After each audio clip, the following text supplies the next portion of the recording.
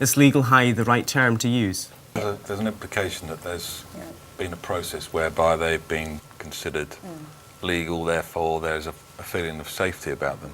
But because there's so much lack of knowledge on them, they're actually riskier than the other drugs. Yeah, because rightly so, it sounds as if it's gone through some sort of vetting, you know, like, oh, it's a legal high, so it means that it must have been tested and it's maybe good for you. I don't know, do people think that?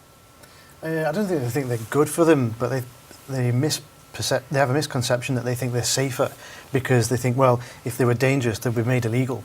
Yeah. But that's not the case, you know, and we don't have antidotes, we don't have cures for these poisonings, apart from a very select few.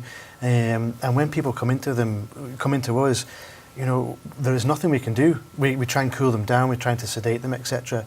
But we're seeing people dying in front of us, you know. So you literally, somebody comes into A&E and you can tell that they have taken something. Would they normally tell you? Would they say, I've taken whatever, maybe what the buzzword is of it, but they would maybe say, I've taken something. But if they maybe said to you, I've taken cocaine, would you treat them for that? But it was maybe what they thought was cocaine, but it's not. You know, it must be so difficult. You're right, it is to difficult. Save somebody's life. Yeah, and even if they say, well, I took product X, then we know from previous studies that product X might be one thing one week and then something totally different the next. Yeah. So there's no consistency with what people are buying. Yeah. And when they do present to us, often they can't tell us what they've taken because they're so unwell. Yeah.